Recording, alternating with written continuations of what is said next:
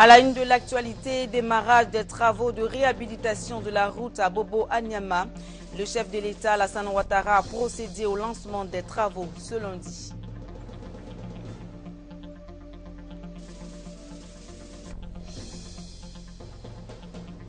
Début timide des inscriptions au CP1 et à la maternelle entièrement gratuite. Ces inscriptions peuvent se faire sans extrait de naissance pour les enfants qui n'en possèdent pas.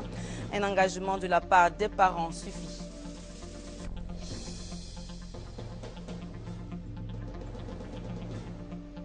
Et puis au Sénégal, Aminata Touré, nommée dimanche Premier ministre, a achevé ce lundi de former son gouvernement. Connue pour être une femme de fer, elle est la deuxième femme nommée à la tête d'un gouvernement au Sénégal.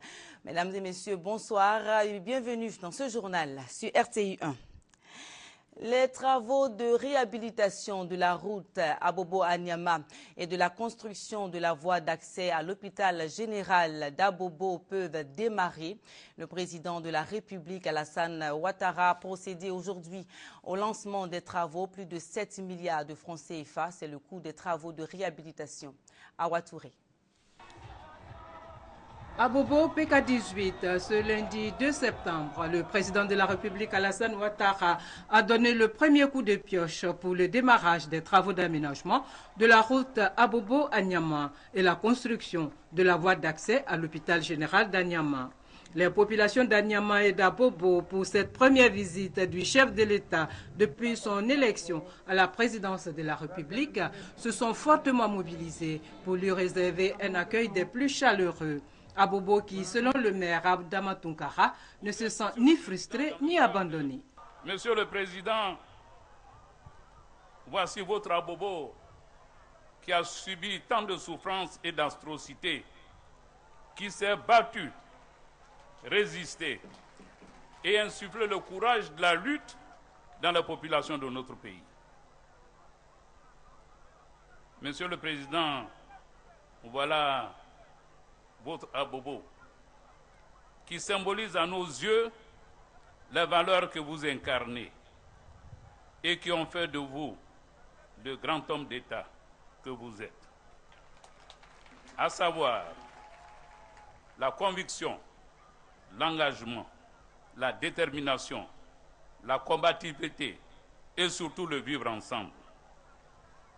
En ce jour historique du 2 septembre 2013, au moment où vous effectuez votre première visite à Abobo, la population d'Abobo et d'Anyama me charge de vous dire qu'elles ne sont pas frustrées et ne se sont jamais senties abandonnées, car elles étaient sûres que vous reviendrez parce qu'il existe un lien très affectif entre vous et Abobo. Le président de la République s'est dit heureux d'être à Abobo pour cette brève visite, mais une visite très attendue. Je sais que vous attendiez ma visite depuis longtemps.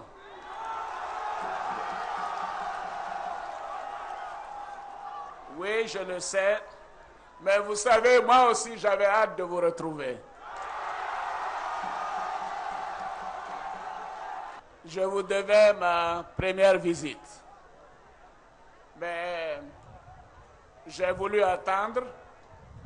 Je vous ai envoyé des délégations. Je vous ai envoyé la première dame pour venir vous saluer, vous remercier, mais surtout vous présenter mes condoléances et toute ma compassion.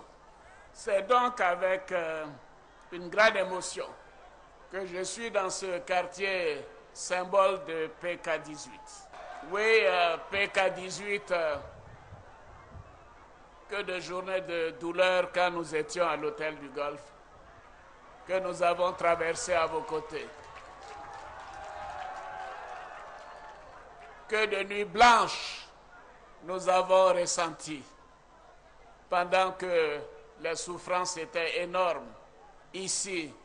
Oui, chers frères et sœurs, le lancement des travaux de la voie express d'Abobo à Niama, qui était attendu depuis plus de 10 ans par toute la population, et notamment la chefferie traditionnelle, me donne l'occasion de venir vous dire Yako, Afo.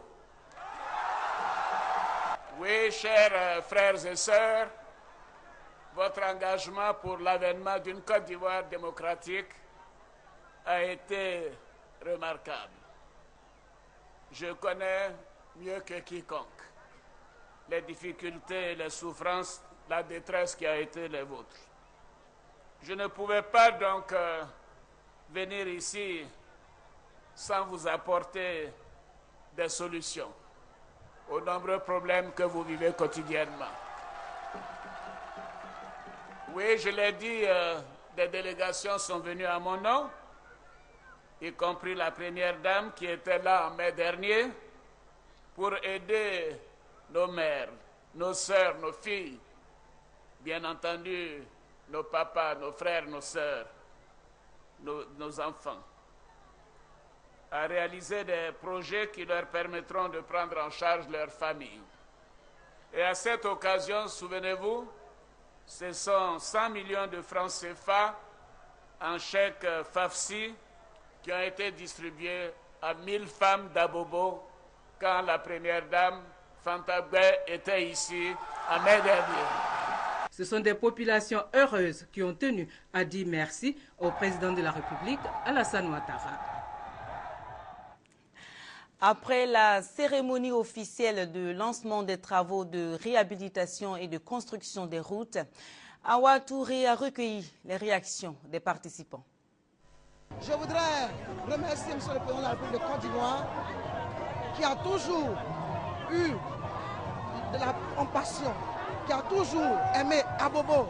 Et nous voudrons, à cet instant précis, lui dire merci. Nous avons été toujours là pour lui. Et en 2015, on sera là. Avec l'arrivée du président, c'est un espoir qui renaît pour la population, surtout car Bobo a constitué véritablement le pôle de bataille pour que la démocratie puisse triompher. Et donc aujourd'hui, c'est un peu comme si le président venait réhabiliter les populations d'Abo. C'est une véritable joie pour nous de voir qu'à travers cette réalisation, c'est le désenclavement de la cité d'Agnama.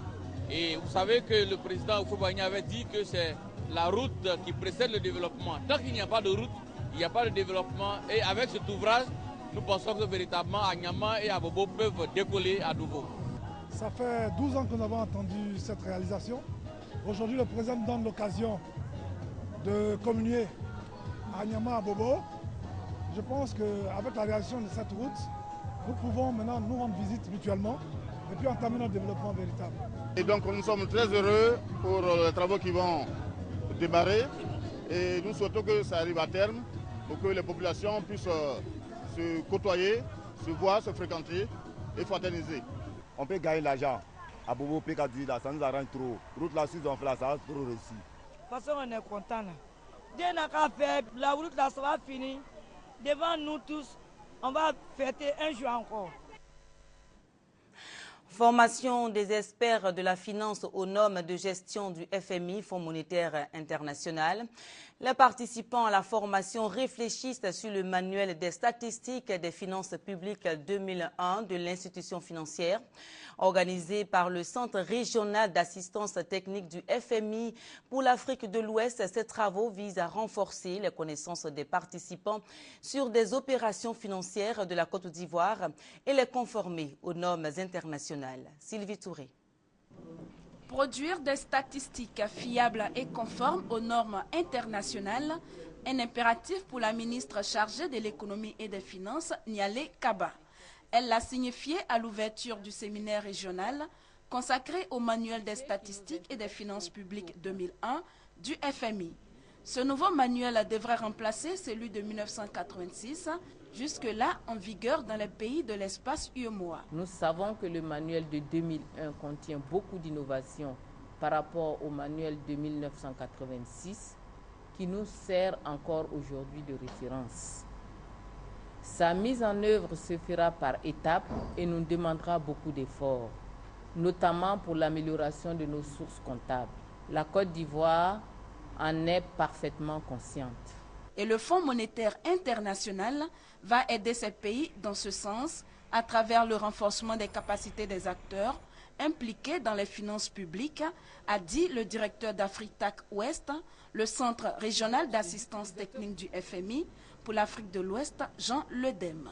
Chaque pays qui fait partie du MOA doit savoir ce que les autres pays font, parce que finalement l'union monétaire c'est un bien public et pour cela il faut que tous les pays respectent donc des objectifs de dette publique, des objectifs de déficit public.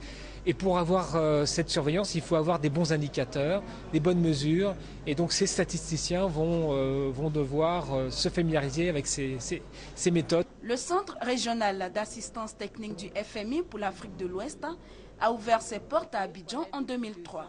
Il fournit de l'assistance technique et de la formation dans les domaines de gestion économique et financière aux pays membres de l'UEMOA, à la Guinée et à la Mauritanie. Ce séminaire régional qui s'est ouvert ce lundi 2 septembre refermera ses portes le vendredi 6 septembre prochain.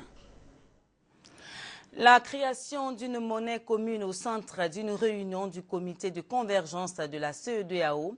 Des experts réunis à Abidjan réfléchissent aux aspects techniques de la monnaie commune. On en parle avec Kwasi Mamadou.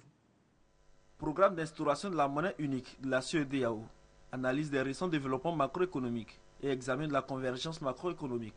Ce sont autant de sujets que vont aborder les ministres des Finances des États membres de la CEDEAO au cours de la 7e session du comité de convergence de l'organisation qui se tiendra le vendredi prochain dans la capitale ivoirienne. Mais avant cette rencontre, les experts en économie se concertent. Nous aspirons à une union économique et monétaire et donc pour pouvoir arriver à une union économique et monétaire, vous savez qu'il faut justement avoir des préalables pour pouvoir converger, pour aller ensemble. Maintenant, comme nous sommes dans des économies différentes, il va falloir justement avoir des éléments qui permettent justement à ce qu'en fait, nous puissions marcher ensemble et aller avec des objectifs bien précis, en se disant qu'en fait, il faut que maintenant chaque État puisse faire des efforts pour pouvoir, par exemple, diminuer les déficits, faire en sorte que l'inflation ne soit pas trop, faire en sorte que la monnaie ne soit pas trop extensive. Et puis maintenant, c'est tous ces éléments-là mis ensemble et qui devaient justement permettre à la longue justement de soutenir une monnaie commune. Le commissaire en charge des politiques macroéconomiques de la CEDEAO souhaite que les résultats de cette rencontre contribuent au développement de l'espace communautaire. Si nous voulons assurer la comparabilité des données des États membres, la crédibilité de notre base régionale et partant de mécanismes de surveillance multilatérale, que les États, à travers les comités nationaux de coordination ou comités nationaux de politique économique, puissent véritablement remplir cette attribution de mise à jour et de gestion de la base de données qui est la leur. Si les conclusions de ces études aboutissent, la libre circulation et le libre-échange seront une réalité avec une monnaie unique dans l'espace communautaire. Des initiatives qui vont booster le développement économique et social des États membres de la CEDEAO. Et j'ajoute que le 6 septembre prochain aura lieu à Abidjan la 7e session ordinaire de ce comité. Il sera question au cours de la réunion d'envisager la possibilité de créer une monnaie commune utilisée par les populations de la communauté économique des États de l'Afrique de l'Ouest. Comment utiliser de façon pratique l'autorisation de financement et de certification des dépenses des agences du système des Nations Unies? Des représentants des structures bénéficiant de l'aide financière des Nations Unies sont en formation pour s'approprier les procédures de transfert de fonds des agences onusiennes, et cela pour faciliter le financement des projets des structures. Emma Niamia. Ce formulaire, le FES, l'autorisation de financement et de certification des dépenses, sera en janvier 2014 le seul formulaire de transfert des fonds que va utiliser les agences du système des Nations Unies. La mise en œuvre de ce formulaire est l'aboutissement de deux processus. La réforme des systèmes des Nations Unies qui exige plus de simplification et une harmonisation des procédures des différentes agences et la coordination de l'aide qui, depuis la déclaration de Paris, insiste davantage sur l'utilisation des systèmes nationaux. Ce qui s'est passé, c'est que chaque agence du système des Nations Unies avait ses règles, ses procédures, ses formulaires quand il transférait des fonds au gouvernement. Cela créait, disons, beaucoup de travail d'administration et de gestion du côté du gouvernement. Donc, avec le nouveau système, c'est un seul formulaire que ces agences vont remettre au gouvernement. Les services gouvernementaux qui doivent recevoir des fonds et les justifier n'auront plus besoin d'envoyer aux agents du système des Nations Unies toutes les pièces comptables. Seule l'utilisation de ce formulaire suffira. Cette formation à leur intention sur l'utilisation du FACE va durer 3 jours. Selon Diaby Lassina, représentant le ministre d'État, ministre du Plan et du Développement, ce formulaire arrive à point nommé. Son utilisation va réduire les coûts de transaction ainsi que la multiplicité des procédures et règles des Nations Unies. Pas d'affluence ce lundi pour les inscriptions à la maternelle et au CP1. Ces inscriptions s'étendront jusqu'au 6 septembre 2013. Sont concernés les enfants de 3 à 5 ans pour la maternelle et de 6 à 9 ans pour le CP1. Le constat avec Patricia Omouetia. Cours déserte, atmosphère de vacances, des directeurs anxieux. Premier jour d'inscription au cours préparatoire première année. Les parents d'élèves ne se sont pas présentés en grand nombre. Nous n'avons reçu que 6 parents. Or, nous sommes dans un groupe scolaire de 6 écoles. Les 6 directeurs sont présents, mais aucune affluence. Groupe scolaire Front Lagunaire, toujours dans la même commune. Plus de 15 inscrits sur la liste. Cependant, l'accent est mis sur les conditions d'âge pour le CP1. Les enfants de 3, 4 ans, 5 ans, s'ils ont fait le préscolaire, alors le recrutement passe rapidement. Aspect que respectent les parents d'élèves. Il a fait la petite section et la moyenne section. Et on a dit qu'il pouvait faire le CP1. Les inscriptions au cours préparatoire première année pour la rentrée scolaire 2013-2014 sont gratuites. Elles s'effectuent sur toute l'étendue du territoire national du 2 au 7 septembre 2013. Les inscriptions au CP1 et à la maternelle sans extrait de naissance, c'est possible. Vous l'avez entendu, elles sont gratuites. Les enfants ne disposant pas d'acte de naissance peuvent être inscrits sur engagement des parents. C'est ce que nous dit Francis Boifo. Sont concernés par l'inscription à la maternelle et au CP1 tous les enfants dont l'âge est compris entre 3 et 9 ans. Le préscolaire, c'est les enfants de 3 à 5 ans. Et le CP1, ce sont les enfants de 6 à 9 ans. Il ne s'agit pas de prendre seulement les enfants qui ont l'extrait de naissance. Tous ceux qui n'ont pas d'extrait de naissance et qui sont dans la tranche d'âge que j'ai indiquée, il faut les prendre en compte. Je précise que c'est une opération qui est entièrement gratuite. L'inscription au CP1 est entièrement gratuite. Pour cette rentrée scolaire 2013-2014, prévue le 16 septembre 2013, la tutelle veut donner la chance à tous les enfants de s'instruire. Par le passé, le directeur d'école faisait ce recrutement en fonction des capacités d'accueil de son école. Si c'est une école de 2 classes, ça veut dire qu'il y a 2 CP1. Les 2 CP1 ont peut-être une capacité totale de 100 places. Donc le directeur, son souci, c'est de remplir les 100 places. Mais aujourd'hui, ce que nous voulons, il faut certes remplir les 100, mais il faut nous dire exactement combien d'enfants, en plus des 100, sont en âge d'aller à l'école, de sorte que nous prenons des dispositions pour que dans un avenir très proche, nous puissions prendre en compte ces enfants-là. Débuté ce lundi 2 septembre, l'inscription des tout-petits à la maternelle et au CP1 s'achève le samedi 7 septembre prochain. Et puis, au moins 5 morts et 8 blessés, c'est le bilan d'un accident de la circulation survenu ce lundi sur l'axe Azagué-Adzopé. Les blessés ont été évacués à Abidjan. L'accident a été provoqué par un dépassement mal opéré à un virage selon les témoignages recueillis auprès des gendarmes rencontrés sur place par nos reporters. À présent, l'actualité à l'étranger. Au Sénégal, Aminata Touré est la 2e femme première ministre de son pays après Mame Madior Boye, qui fut chef de gouvernement de mars 2001 à novembre 2002. Elle est surnommée Mimi Touré par les Sénégalais. Aminata Touré, âgée de 50 ans, a la réputation d'une dame de fer. Voici le nouveau Premier ministre du Sénégal. C'est une femme. Elle s'appelle Aminata Touré et c'est elle-même qui a annoncé sa nomination. Monsieur le Président de la République, Son Excellence Monsieur Macky Sall, m'a fait l'honneur de me proposer de diriger la nouvelle équipe gouvernementale. Je voudrais rendre grâce à Dieu et le remercier pour la confiance, la marque de confiance.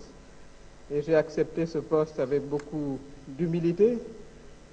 Aminata Touré remplace Abdoul Mbaye qui a été remercié après 17 mois à la tête du gouvernement sénégalais.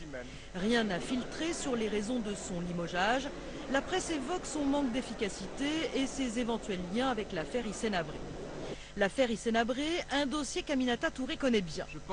C'est elle, en tant que ministre de la Justice, qui a tout fait pour obtenir le procès de l'ancien dirigeant tchadien accusé de crimes contre l'humanité. Elle a aussi supervisé la traque des biens présumés mal acquis par des dirigeants de l'ancien régime, faisant même arrêter Karim Wade, le fils de l'ancien président. Madame Anticorruption est une femme de conviction, mais pour l'opposition, sa nomination est surtout politique. Je crois que le président avait aussi besoin de répondre à la forte demande des militants de son parti qui voulaient un Premier ministre membre de leur formation politique. Aminata Touré est la deuxième femme à être nommée Premier ministre du Sénégal. La première, Mame Madior Boye, a tenu les rênes du gouvernement pendant 9 mois en 2001. La nomination d'Aminata Touré est plutôt bien perçue par les Sénégalais. Elle a quand même prouvé aux Sénégalais qu'elle était une battante. Et elle a ses convictions. Elle va jusqu'au bout. L'essentiel est que le Premier ministre qui est nommé soit capable de répondre aux attentes des Sénégalais. Et les attentes des Sénégalais sont nombreuses. Emploi, santé, électricité, coût de la vie. Celle que l'on surnomme Mimi aura fort à faire pour sortir le pays de la crise à quelques mois des élections locales. Et en Syrie, même si le président américain Barack Obama attend l'autorisation du Congrès pour frapper le régime syrien, l'idée d'une intervention militaire imminente n'est pourtant pas écartée. Des axes stratégiques pourraient être la cible de frappe à tout instant. L'axe Damas, Téhéran et Moscou se mobilisent contre toute intervention militaire. Dans l'attente du 9 septembre, date à laquelle le Congrès américain pourrait se prononcer sur la frappe annoncée par Barack Obama contre la Syrie, l'axe Damas-Téhéran-Moscou mobilise. Depuis la capitale syrienne, le régime montre via la télévision chinoise des manifestations de soutien à Bachar el-Assad et des témoignages répétant tous la même chose. On n'a pas peur de la frappe. On est dans la rue et on l'attend. On résiste sur notre terre et on est prêt à la défendre jusqu'à notre dernière goutte de sang. Scandant jusque dans la nuit des slogans à la gloire de l'armée loyaliste, ses partisans se disent même prêts à servir de bouclier humain à certaines installations du pays.